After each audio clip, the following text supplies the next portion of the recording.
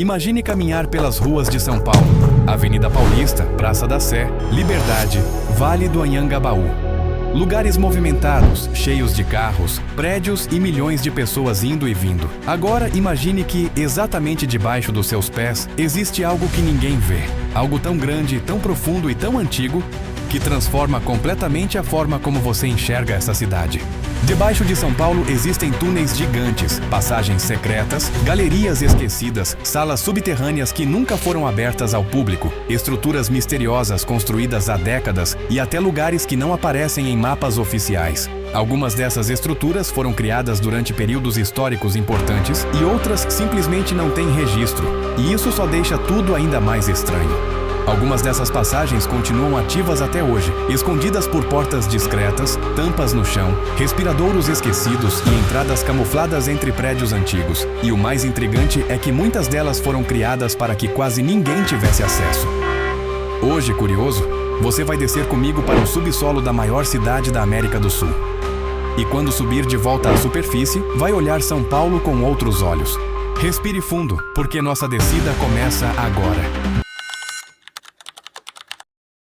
Quando a gente fala em São Paulo, a primeira imagem que vem à cabeça é a de prédios gigantes, avenidas lotadas, buzinas, metrô cheio e milhões de pessoas correndo contra o tempo. Mas o que quase ninguém imagina é que existe outra São Paulo vivendo logo abaixo dessa. Uma cidade invisível, escondida sob o concreto, funcionando em silêncio. Debaixo da cidade existe uma estrutura tão grande e tão complexa que poderia ser chamada, sem exagero, de uma verdadeira cidade subterrânea. Não estamos falando apenas de túneis de metrô ou galerias de água, mas de corredores técnicos, passagens esquecidas, salas ocultas e caminhos que poucas pessoas sabem que existem. Para você ter uma ideia do tamanho disso, estimativas indicam que São Paulo possui mais de 5.000 quilômetros de túneis e galerias subterrâneas. Isso é mais do que a distância entre São Paulo e vários países da América do Sul. E grande parte dessa rede nunca foi pensada para o público. Essas estruturas foram criadas ao longo de décadas para a manutenção da cidade, controle urbano e logística, mas em alguns casos, a função real nunca foi totalmente explicada. Conforme engenheiros e operários avançavam para o subsolo, começaram a encontrar portas que não apareciam em plantas oficiais e corredores que terminavam em paredes lacradas. Também foram encontradas salas enormes, sem qualquer indicação de uso, túneis que pareciam continuar além do que era permitido ver e passagens que foram fechadas de propósito. Alguns desses espaços surgiram ainda no início do século XX, quando São Paulo crescia rapidamente e precisava de soluções improvisadas. Outros túneis surgiram em períodos mais tensos da história do Brasil, quando a cidade precisava de estruturas estratégicas, rotas alternativas e áreas de acesso restrito. E é aqui que o mistério começa a ficar mais sério, porque muitos desses túneis não foram abandonados por estarem inutilizáveis. Eles foram intencionalmente lacrados. Existem relatos de funcionários antigos da prefeitura e de empresas de obras que dizem ter recebido ordens diretas para fechar determinados acessos, sem explicação, sem registro público e sem qualquer divulgação oficial. Em alguns casos, esses espaços simplesmente desapareceram dos mapas. Isso levanta uma pergunta inquietante. O que existia nesses lugares para que fosse melhor escondê-los do que explicá-los? Enquanto milhões de pessoas caminham todos os dias pelas ruas da cidade, existe um mundo inteiro logo abaixo delas, silencioso, escuro e esquecido. E essa é apenas a primeira camada do que existe sob São Paulo. Quando falamos em uma cidade subterrânea em São Paulo, não estamos falando de algo imaginário. Ela existe e foi construída aos poucos, ao longo de décadas.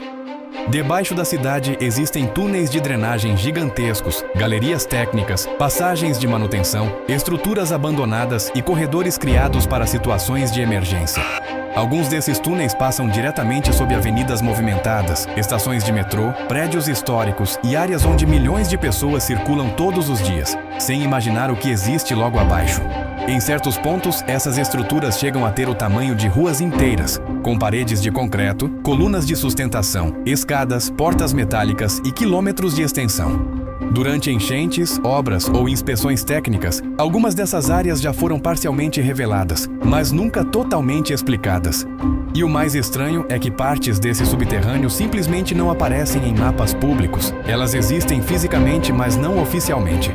Isso levanta uma pergunta inevitável. Por que uma cidade precisaria esconder parte do que existe debaixo dela?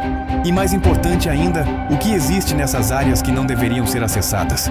Porque a partir de agora, as coisas começam a ficar mais estranhas.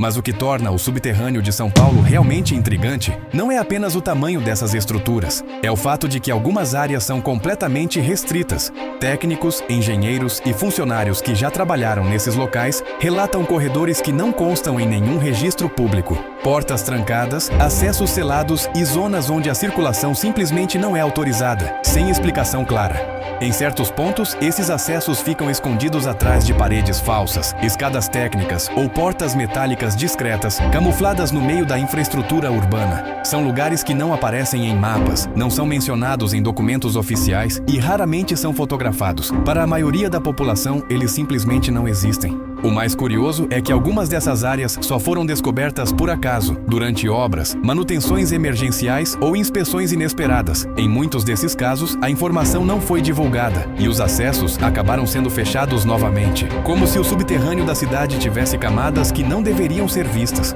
Isso levanta uma questão inquietante. Por que uma cidade esconderia partes inteiras de sua própria estrutura? Seriam apenas áreas técnicas sensíveis? Ou existem outros motivos para manter certos espaços longe do olhar público? A partir daqui, entramos em um território onde fatos, silêncio e especulação começam a se misturar.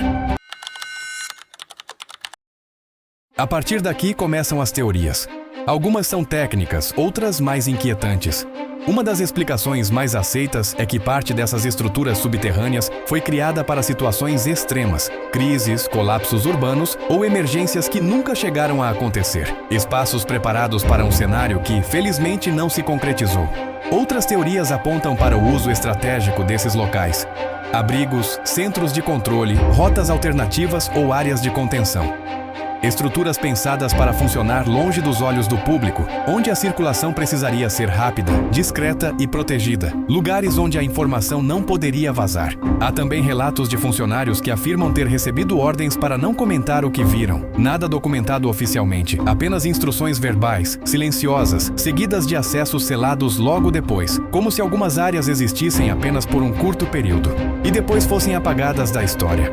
E claro, existem as teorias mais controversas. Algumas falam sobre testes estruturais, outras sobre instalações experimentais, e há quem acredite que certos espaços nunca tiveram uma função convencional. O problema é que, sem registros públicos, tudo o que resta são fragmentos de informação e muitas perguntas sem resposta. Talvez o mais perturbador não seja o que existe debaixo de São Paulo, mas o fato de que não sabemos tudo sobre isso. Uma cidade construída em camadas, onde nem todas são visíveis, e quanto mais fundo se vai, mais difícil fica separar fatos, silêncio e especulação. Ao longo dos anos, algumas descobertas vieram à tona quase por acidente. Obras, escavações e manutenções já revelaram túneis e salas que não constavam em registros públicos conhecidos. Em muitos casos, as informações não foram divulgadas e os acessos acabaram sendo fechados novamente pouco tempo depois. Há relatos de trabalhadores e técnicos que afirmam ter encontrado corredores muito maiores do que o esperado, estruturas antigas e áreas sem qualquer identificação. Nada oficialmente documentado, apenas situações que levantaram dúvidas e depois foram silenciosamente esquecidas. Esses episódios reforçam a ideia de que o subterrâneo de São Paulo é mais antigo, mais profundo e mais complexo do que a maioria das pessoas imagina, e que nem tudo o que foi descoberto acabou vindo a público. Mas existe um motivo importante para que essas áreas não sejam exploradas livremente. Muitas delas são extremamente perigosas. Túneis instáveis, risco de desabamento, gases, alagamentos repentinos e falta de oxigênio tornam esses locais altamente arriscados. Além disso, parte dessas estruturas faz parte de sistemas críticos da cidade. Qualquer interferência pode causar problemas sérios na superfície. Isso ajuda a explicar por que o acesso é restrito e por que muitas informações simplesmente não são divulgadas. O silêncio nesse caso pode não ser apenas mistério, pode ser segurança. Ainda assim, isso não impede que perguntas continuem surgindo sobre o que realmente existe debaixo da maior cidade do Brasil. Depois de descer por tantas camadas,